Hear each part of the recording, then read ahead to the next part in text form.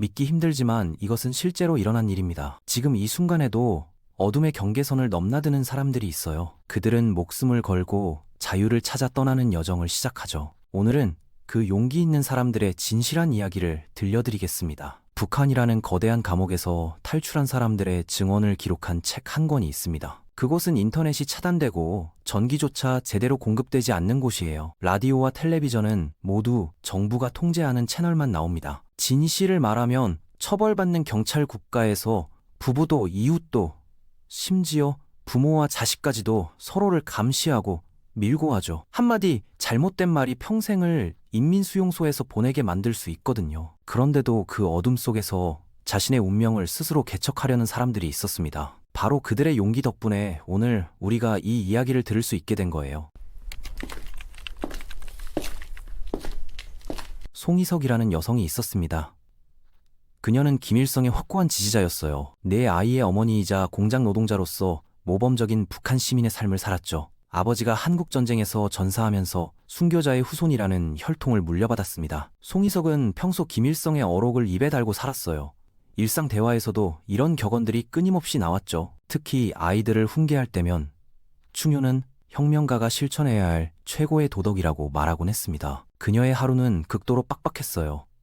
공장에서 8시간 일하고 퇴근 후에는 공장 강당에서 몇 시간 더 사상훈련을 받아야 했죠. 집에 돌아오면 이미 밤 10시 30분이었습니다.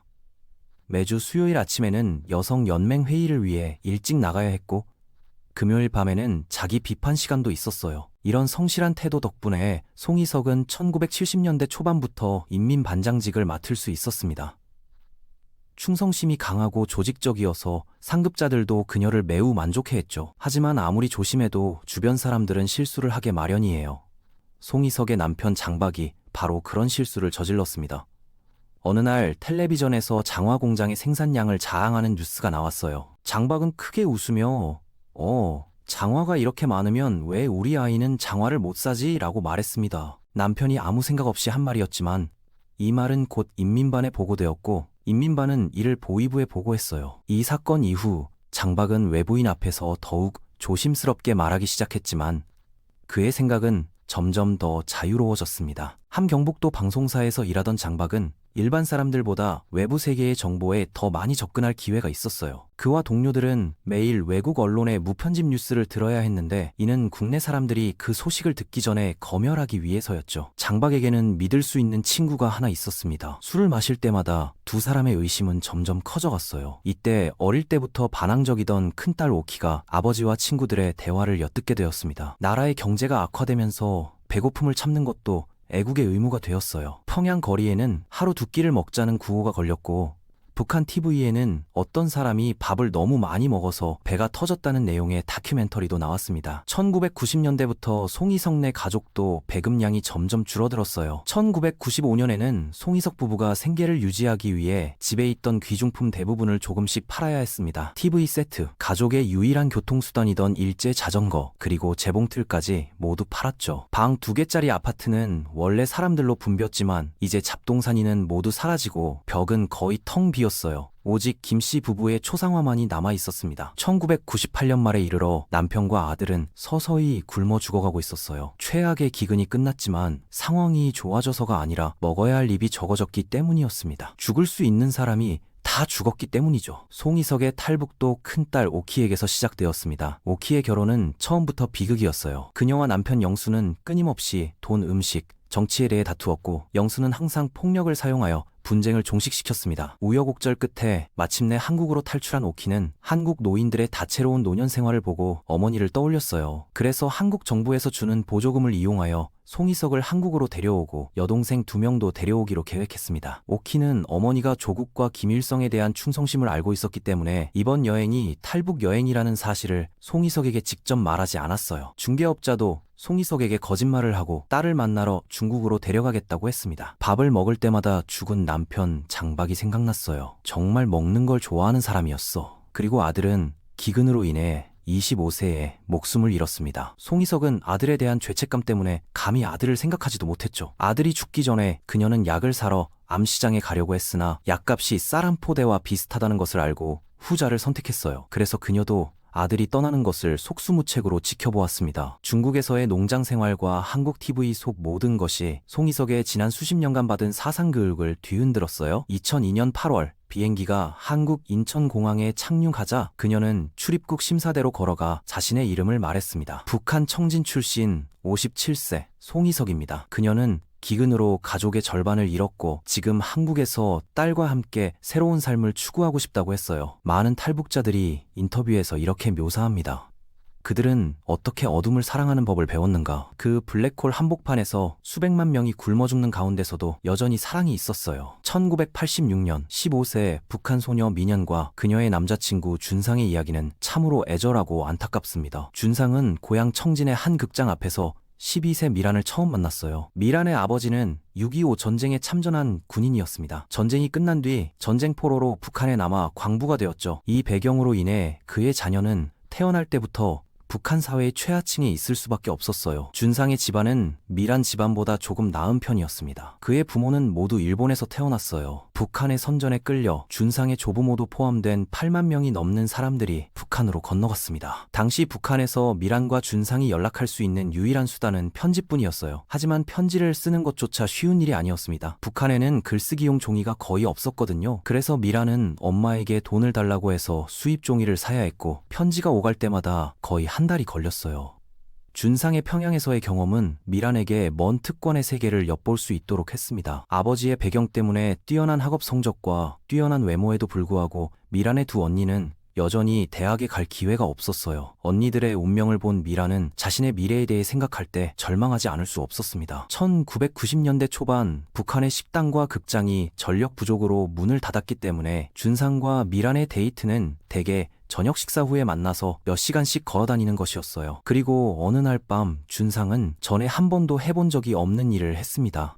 사실 준상은 미란의 뺨에 입술을 살짝 쓰다듬었지만 이것조차 이전의 육체적 접촉보다 더 친밀한 것이었죠. 3년 동안 연애를 하다가 감히 손을 잡았고 이 키스를 하는 데는 또 6년이 걸렸습니다. 미란은 그 이상은 상상도 하지 못했어요. 북한에는 성교육이 전혀 없기 때문입니다. 그녀는 26세의 나이로 북한에서 탈출한 해에 이미 교사였지만 몇 년이 지난 뒤에도 임신이 어떤 것인지 몰랐죠. 작가가 미란에게 인생에서 가장 행복했던 기억이 무엇인지 물었을 때 그녀는 1994년 7월 9일 준상과 함께 걸었던 그날 밤이다 라고 대답했습니다. 1994년 7월 9일 준상과 동급생들은 학교 운동장에 줄을 서라는 명령을 받았어요. 라디오에서 김일성 사망 소식을 들어야 했습니다. 그 순간 반 친구들은 모두 큰 소리로 울기 시작했지만 준상은 눈물 한 방울 흘리지 않았어요. 준상은 눈앞의 광경을 바라보며 자신에게 왜 나는 슬퍼하지 않는 걸까? 김일성을 사랑하지 않나요? 라고 물었습니다. 물론 준상은 이 사실을 아무에게도 말하지 않았죠. 당시 유치원 교사였던 미라는 그 활기 넘치는 아이들을 직접 목격했어요. 식량 부족이 점점 심해져서 더 이상 수업 시간에 그녀와 교류를 중단하고 수업이 끝난 후 밖에 나가지도 않게 되었습니다. 이때 미라는 어렸을 때부터 받았던 교육에 대해 서서히 의심을 품기 시작했어요. 그녀는 자신이 학생들에게 가르쳤던 모든 북한 선전이 거짓이었다는 것을 깨달았습니다. 준상은 아직도 평양의 상하탑에서 공부하고 있었고 미라는 25세가 될 때까지 결혼을 생각하기 시작했어요. 준상의 부모님이 결코 자신을 받아들이지 않을 것이라는 것을 알고 있었습니다. 미란의 아버지가 돌아가신 얼마 지나지 않아 그가 죽기 전에는 한국에 있는 친척들에 대해 생각했어요. 아버지가 돌아가신 후 미란의 어머니, 남동생과 자신은 지인을 통해 중국에 있는 사람들과 접촉했습니다. 미란은 인터뷰에서 고백했어요. 준상은 그녀의 가장 친한 친구였습니다. 탈북 문제 외에는 그에 대한 비밀이 거의 없었죠. 준상을 믿지 않았다는 것이 아니지만 북한에서는 절대 조심해야 했어요. 탈북 문제가 밝혀지면 가족 전체가 체포되어 노동 수용소에 보내집니다. 그녀는 감히 그런 위험을 감수하지 못했어요. 떠나기 전에 준상이 준 편지와 선물을 모두 파기했습니다. 준상이 탈북으로 인해 끌려가는 것을 원하지 않았거든요. 그런데 그녀가 모르는 것은 이때 준상도 그녀와 같은 의심과 같은 계획을 가지고 있다는 것이었어요. 준상은 대학을 졸업한 뒤 혼자 생활을 시작했고 과학적 지식을 이용해 매일 밤 커튼을 치고 TV를 켰습니다. 1999년 1월 그녀의 어머니와 오빠는 친척들의 도움으로 마침내 탈출에 성공했어요. 한국으로 건너간 뒤 미라는 서울 교육 석사 과정에 성공적으로 입학했습니다. 30살이 되던 해 미라는 군 민간인과 결혼해 아들과 딸을 낳았죠. 두 자매는 결혼했기 때문에 함께 탈북을 선택하지 않았어요. 그리고 가족 탈북 혐의로 긴급 체포되었고 결국 노동교양소에서 사망했습니다. 미라는 준상을 자주 생각해요. 남편을 사랑했지만 작별 인사도 하기 전에 떠났기 때문에 준상에게 미안했습니다. 하지만 우리는 특별한 인연이 있는 것 같아요. 언젠가 다시 만날 거예요. 인터뷰 3주 후 저자는 한 통의 편지를 받았어요. 준상이가 한국에 있다는 이메일이었습니다. 준상은 2004년 10월 중국을 거쳐 몽골에 도착했고 결국 서울로 탈출했어요. 다시 만났을 때 미라는 준상에게 딱 한 가지 질문만 했습니다. 네가 오겠다고 했으니 왜 안 왔느냐고만 물었어요. 북한에서는 교실에서 선생님이 자주 부르는 노래가 있어요. 이 세상에서 우리가 가장 행복한.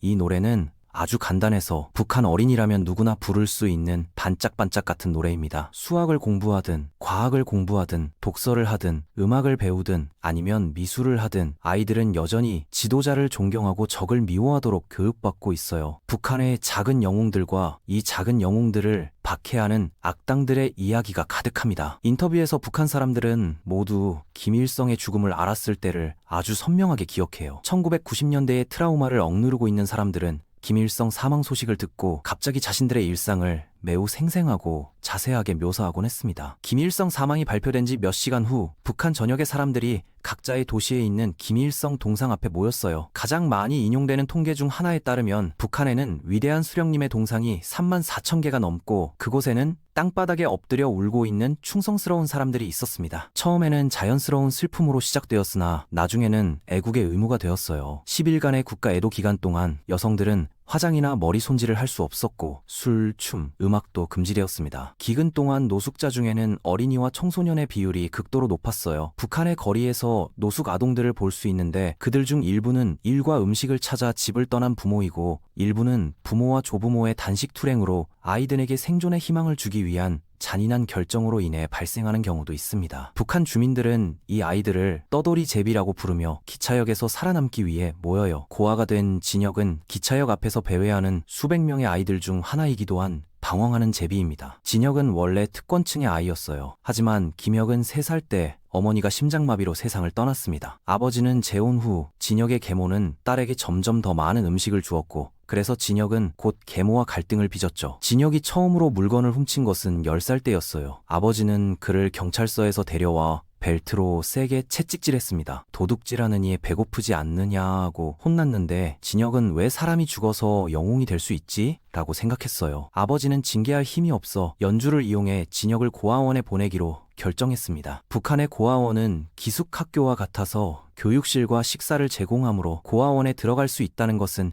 처음에는 특권이었어요. 진혁과 그의 동생이 있는 고아원에서 겨울에는 식량 배급도 중단되었어요. 1996년 첫 3개월 동안 고아원에서만 27명의 아이들이 굶어 죽었습니다. 이곳에 머물 이유가 없어 진혁과 형은 또 학교를 빼먹고 동네에 먹을 것을 찾아 나섰지만 이 마을의 상황은 사실 고아원과 별 다를 바가 없었죠. 절망에 빠진 진혁은 큰 쥐 사냥에 나섰어요. 그는 큰 쥐, 작은 쥐, 개구리, 올챙이를 사냥하기 시작했습니다. 그리고 개구리가 모두 사냥당하자 그는 메뚜기, 매미 등의 곤충을 잡으려고 애썼어요. 진혁이 처음으로 두만강을 건넌 것은 1997년 말이었어요. 건기였고 수위도 낮았습니다. 강물은 수심이 매우 낮았지만 물은 얼어붙을 정도로 차가웠죠. 그 후로 그는 정기적으로 국경을 넘었어요. 더 이상 훔칠 필요가 없도록 물건을 되팔아 돈을 벌었습니다. 바지, 티셔츠, 파란색 스노우 재킷에 고무창 운동화를 사서 난민처럼 보이지 않게 했죠. 하지만 16번째 생일을 축하한 직후 진혁은 어쨌든 체포되었어요. 보위부 사복경찰에서 정치범죄를 수사하는 부서가 진혁을 도심 사무실로 데려갔습니다. 진혁이 처음 노동교화소에 들어왔을 때 그는 다른 죄수들을 매우 두려워했고 원래는 온갖 잔혹한 범죄자들이 이곳에 수감되어 있다고 생각했지만 실제로 노동교화소에서는 싸움이 거의 없었어요. 배고픔의 부작용이 육체적 욕망의 감소였기 때문입니다. 노동교화소를 나온 후 진혁에게는 더 이상 북한을 사랑할 것이 없었어요. 그래서 그는 탈북을 결심했습니다. 진혁은 19세 때 자신과 같은 노숙자 청소년들을 전문적으로 돕는 한국 선교사들이 있다는 말을 듣고 두만강을 건넜어요. 그리고 2001년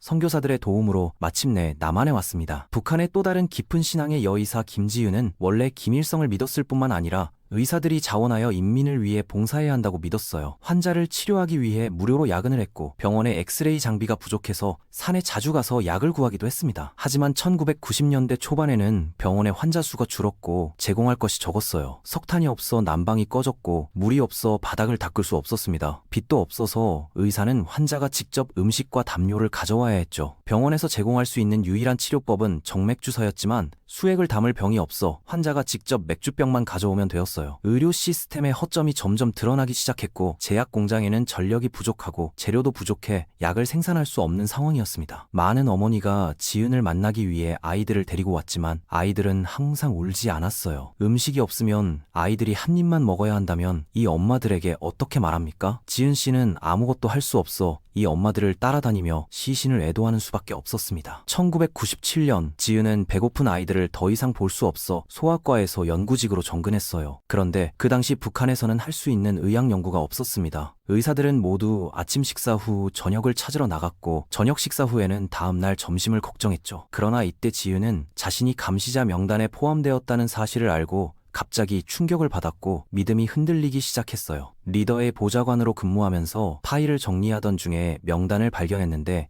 이 목록에 있는 사람들은 모두 병원 직원이었습니다. 지은의 이름도 명단에 올라 있었는데 그녀는 평생을 거의 완벽하다고 할 수 있을 정도로 살아왔다고 믿기지 않았어요. 그녀는 천성적으로 완벽주의자이며 모든 일에 있어서 완벽함을 요구했습니다. 병원의 당 간부들이 항상 자신을 관심 어린 눈길로 바라보고 있다는 사실을 알게 된 지은.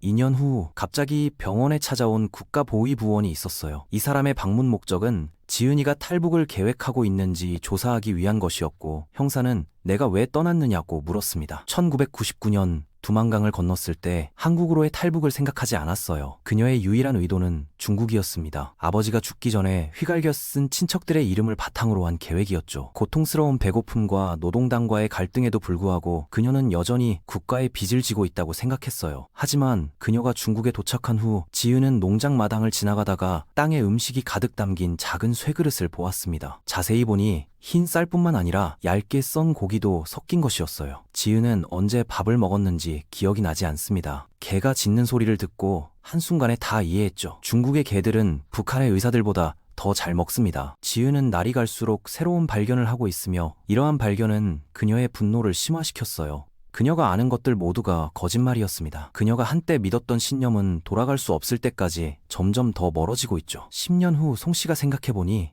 이 시기에 죽은 청진 주민이 있었어요. 말과 행동이 한결같고 선량한 사람들이었습니다. 이 사람들은 언제나 먼저 죽는 사람들이었죠. 다행히도 오키가 먼저 북한을 떠나 해외에서 벌어온 돈으로 어머니와 오키의 두 여동생을 데리고 한국에 온 송 씨. 매일 아침 식사가 준비됐다고 알리는 전기 밥솥에 윙윙 소리가 들렸어요. 그녀는 이 기술에 항상 놀랐습니다. 비록 집에 도착한 이후로 한 번도 나가지 않았지만 부엌에 들어가서 TV를 켠 것도 큰 모험을 하는 것처럼 느꼈죠. 1999년 한국은 서울에서 남쪽으로 50마일 떨어진 곳에 하나원이라는 학교를 열었어요.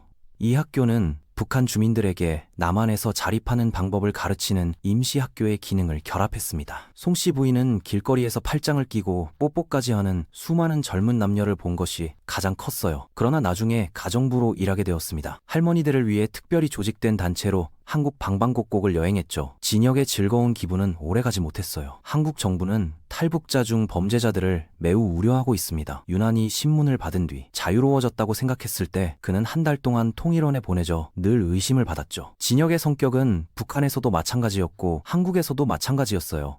권위에 대해 쉽게 분개했습니다. 진역의 체격도 불리한 대우를 받았죠. 다리가 발달하지 않았고 동시에 머리가 너무 커서 진역도 새로운 친구를 사귀기가 어려웠습니다. 2008년 몇 년간의 만남 끝에 진역은 점점 더 새로운 나라에 적응하기 시작했어요. 그는 대학에 진학하기 위해 서울로 이사했습니다. 이때쯤이면 무산에서 막 탈북한 사촌을 포함해 많은 친구들이 있었고 이때 진역은 자신의 경험을 새로 탈북한 사람들에게도 가르치기 시작했죠. 김 박사가 중국에 간 후 마침내 한국에 도착했고 한국인 교수의 보모로 일하게 됐어요. 그녀가 처음 남한에 도착했을 때 한국은 쉽지 않았고 그녀가 받았던 정부 보조금이 거의 사라졌습니다. 게다가 한국은 그녀가 북한에서 받은 의료 자격증을 인정하지 않았죠. 2004년 저자와 김 박사가 다시 만났을 때 한국에 온 것을 후회한다면이라고 물었어요. 그녀는 내가 이럴 줄 알았다면 나는 여기에 없었을 거지라고 답했습니다. 수많은 탈북자들을 인터뷰했지만 이런 말을 한 사람은 북한 출신의 지은뿐이었어요. 몇 년 후 지은이는 거의 완전히 다른 사람이 된 것 같았습니다. 대한의사협회와 몇 년간의 싸움 끝에 이를 악물고 40세의 나이에 의과대학을 시작했어요. 졸업한 후 그녀는 어머니가 알츠하이머 병으로 사망했기 때문에 이번에는 노인의학을 전공할 예정입니다. 이를 통해 남북이 통일되는 날을 맞이하고 싶어요. 청진으로 돌아가 노인을 돌보는 지식을 활용하여 그곳의 사람들을 도우며 새로운 희망을 심어주고 싶어 합니다.